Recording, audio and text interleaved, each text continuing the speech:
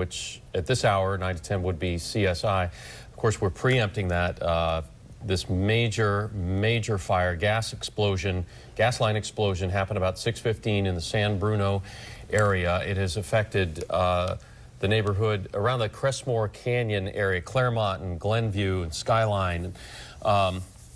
As we say, it happened at 6:15. A natural gas line exploded, and then the homes close to it caught fire. That fire so intense when it first started, firefighters could not move in. They couldn't get, in fact, PG&E wasn't able to get the source shut off on that high-pressure line until about, I think it was around 8 o'clock. 8 o'clock tonight. So it took quite a while to get the source under control. And then you have this residual fire that is spread throughout the neighborhood. And as one retired chief told us, it is a ground battle tonight, and that's all it's going to be all night.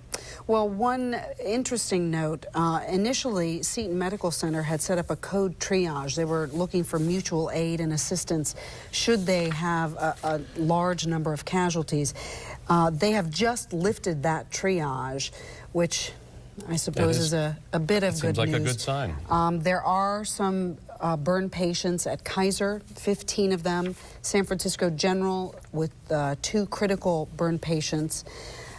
St. Francis Memorial also has 3 patients, 2 of whom are in critical condition. So 19, 20 casualties at this point that we know of. Now, that's not to say that people weren't evacuated and taken to other hospitals that we have not been given the list of. But again, starting tomorrow morning, there will be a need for blood. Type O negative. The blood centers of the Pacific are they're looking for help. You can contact them either online in the morning or via phone. And the number is 888-393-GIVE. We have that number. It's running on the crawl underneath, that moving piece underneath the video. And also you can contact them online at bloodcenters.org. Ken, you have some new info for us? Yeah, I just want to throw up that number again for the emergency hotline, and we have it up on the screen right now. And that's for people who cannot make contact with loved ones or people in the area, family, friends that want to find out if their family members are okay. You can call that number 650-616-7180. And again, that is for neighbors and those directly impacted. We're kind of trying to leave that line open so that people can make connections with folks that they haven't heard from who live in that area. The other thing we want to remind people is there is a SIG alert that is in effect right now for Interstate 280, both northbound and southbound at virtually all the San Bruno exits. They're sort of a rolling closure there between the San Bruno exits, Skyline at College. The exits there will be closed off and on, and portions of 280 will be closed as well, so that they can get the emergency equipment in and out of that area. And as we've been talking about, you know, some evacuations are probably over for now, but they're still, you know, going to need to get fire trucks in and out of there and specialized equipment to calm this thing down overnight. So that is not a good route to take. 280, you're better off heading down. Take 380 if you're north of San Bruno there, down to the 101, and then just take 101 up and down the peninsula. It's a lot easier than getting into the headache that's going to be created by all the traffic. Yeah. All right. You know, I want to mention, as we look at this video, we've talked to the chief of police, or chief of fire for San Bruno. We also talked to a retired fire chief, David George, out of Contra Costa County. And basically, at this point, the job on the ground is to make sure that this fire does not spread beyond this area. And so the homes that are ringed by fire trucks and firefighters right now, many are at this point a lost cause. They appear to be letting them burn down, so in the hopes that they do not spread any further. You can see the fire trucks that ring this area. So the job right now is containment, keeping that fire in this windy evening within that ring. Well, while we do know that it's a ruptured gas line. About 20 minutes ago, we were able to talk to a PG&E spokesperson who said, really, at this point, they don't know the cause. That's what they're working on. They did get the source turned off, which is huge in the firefight, but they don't know the source. However, we've talked to a couple of eyewitnesses, David Morehouse, who was pretty close by, and he got there after the explosion, but he described the street, the asphalt exploding, and pieces of that burning asphalt then spreading like shrapnel. And then we also talked to another gentleman who was there when the explosion happened. He said the ground swelled up underneath him. It was like a truck driving underneath it, kind of like in a movie. And when the ground just opened up and there was the explosion and then the resulting fire. Right. We have been fortunate enough to speak to many viewers this evening who have given us eyewitness accounts as the evening has gone on from 6:15 when we first got the first sign of video that this explosion had occurred. We want to go, we have our reporters in place now on the ground. We're going to go now to Joe Vasquez with an update from him. Joe? Dana, it is just quite a scene behind me. You can see the area the residents here refer to as the Valley, and there are dozens of fire trucks still in the neighborhood.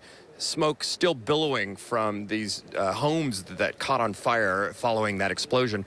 We're joined now by Tim Gutierrez, who lives right up here on the hill just up from the valley. And Tim, you were just telling me the story. First of all, start with what you were doing and what you heard and felt when this all started. Yeah, I was working in my garage, and we're used to the airplanes, coming up here. It was a real low rumbling sound. Like, wow, is that a plane really low?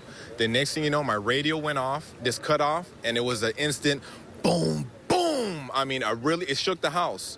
I ran outside my side of my garage, looked to my backyard, and I could see the flames. I really thought it was like a block away. So I grabbed my video camera, started running down the street, and sure enough, when I got on top of my street to see, the flames were taller than these trees by a good 200 feet. Now show us the video here, and while you're queuing it up there, let me just ask you, you were telling me that you guys here in the neighborhood have been experiencing issues with smelling gas for some time now. That is correct. Point that to the camera sure. Here while we're That is correct. Just not too long ago, PG&E was up in our neighborhood reporting that people were reporting gas smells, told people to shut the garage doors, shut their doors. After a little bit, they took off. And right down the street at the next stop sign, every day after work, I would smell gas coming out from the drains. So, PG&E came out. Were you directly communicated with by them, or do you know what happened? I mean, did they follow up? No, they didn't follow up. They just got in their trucks and took off, and that was it. And if this was a gas explosion, what everybody's saying, I mean, that's ridiculous to just let a smell go away. So many people complaining about a smell like that, and then all of a sudden, the apocalypse happens right behind us. Tell me what we're looking at here. This video is up close and personal. I mean, moments after the explosion. Yeah, as soon as the explosion, this got to have been maybe 30 seconds right after it happened that I went to grab my camera, because this is just not something normal. And where is this area, and where's the vantage point you're shooting from? This is right across the street on the highest point of Greenwood, right on top of there.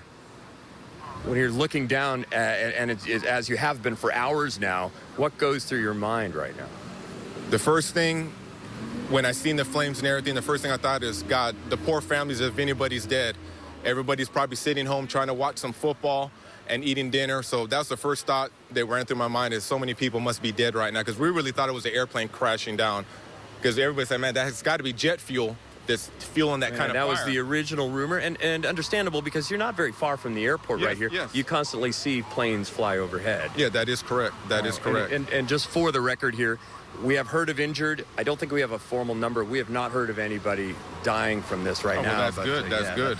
But that is still preliminary, Tim. And listen, thank you for joining us, and be safe out here. I'm going to bring in my colleague, Simon Perez, who has just been down at very close to the homes. And Simon, let me hand off the mic to you here. Sure. I'll just repeat what Tim said. Apocalypse is a pretty good description. I was able to crawl down the hill here, through the backyards, through the fences, follow the fire hoses all the way down.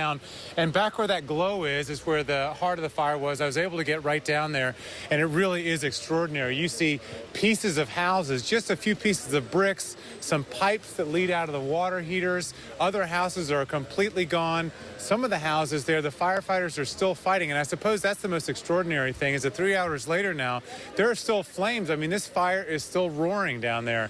I was able to cover the fires in San Diego just a few years ago and saw whole neighborhoods decimated, but that was after several hours. I mean, this happened just in an instant, that big explosion. I spoke to one man who was about 5 houses up from the epicenter, and he said he was sitting down watching the football game and heard that big explosion, and as many of the witnesses have said, either it was an airplane crash or a gas main explosion. That was the first thing that everyone's minds went to. Now, that gentleman, that witness that I spoke to also said that just around the corner from where he lives, there's a big gas main, one of those mains that comes up out of the ground, sort of has a U, upside down U shape on top of it, maybe 10 inches wide, and that's his prediction that's where all of this had started. I ran into another man who was there taking pictures, and he pointed out the house that he grew up in that is not there anymore. I said, what's left? And he said, pretty much the foundation. That's it. He said that he had spoken to his father, who had to scramble to get out. He heard the boom, lifted the garage door open, and drove out and basically drove through the flames to make it out. He said the back of his car was melted, the taillight lamps were melted. So lots of people having to scramble for their lives, literally, to try to make it out. But again, the most amazing thing when you get down there to see while you're on the ground is the firefighters still fighting the fire, and the houses are gone. There are just a few frames left here and there, but a few frames and lots of flames as well. But really quite extraordinary, Dana and Alan, just to see in an instant and to imagine, 20 houses basically just disappeared in a moment. Simon, we have some tape that you shot from earlier. Stand by. We're going to roll that right now. Here, we just started to watch the football game on TV and sitting in the living room, and all of a sudden a real loud boom that shook the house. In fact, I thought there was maybe another 2 or 3 booms, and it just shook the house. So I immediately jumped out of my chair, ran out the door, and I lived just 5 houses up from the corner here, and looked out into the street, and there was a huge fireball right here. How big was it? I would say that it went up into the air about 300 feet. Wow. And I could feel the heat, and I'm halfway up the block, and I could feel the heat coming from the fire. I went back in and grabbed my camera. I got some nice shots, but I can't get it on the internet because we don't have any power. So what did you think it was? Well, at first I looked up in the sky thinking it might have been an airplane because the air path is right back in the back end of our houses here that goes up over Daly City. So I thought it was an airplane that hit the ground. But then when I saw that the fire kept going and going and going and not being consumed, why, I figured it was this gas main down here. There's a pipe down here, about real big one, about maybe 10 inches. It comes out of the ground near the sidewalk right down at the corner, and I figured that was a gas line, and for some reason that blew. That's the only way. So certainly another big part of this, speaking to firefighters and police officers who are here, to a man said they'd never seen anything like it. Brian, if you pan over, you can sort of get an idea from all the flashing lights just what a response is here. I mean, we saw massive fire trucks even coming up from San Francisco International Airport, police all over the place, firefighters as well, and they are still down there certainly fighting those flames. So quite a response, and one that is necessary. Among other reasons, if you follow the smoke, you can see it blowing certainly back towards the east, towards Oakland, towards the airport, and embers occasionally popping up there. So that's another concern, because as somebody told me earlier, there's really nothing up here except for stuff to burn. That would be houses and trees. So really just an amazing sight down there.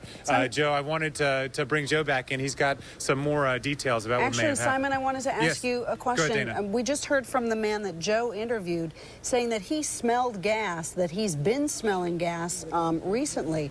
Did you happen to talk to anybody else who could support that statement? No, the only person, the interview that I did, you heard from that gentleman there, and he didn't mention any of that. So that is certainly an interesting aspect to all this, and certainly something that PG&E is going to have to answer for if that is indeed the case. All right. All right, let's send it back over to Joe right here. Yeah, let me just bounce off what you said about PG&E. They are quite busy out here, and not just because they are trying to contain the source of the gas leak, which continues to flow, as we understand it, and continues to feed the flames.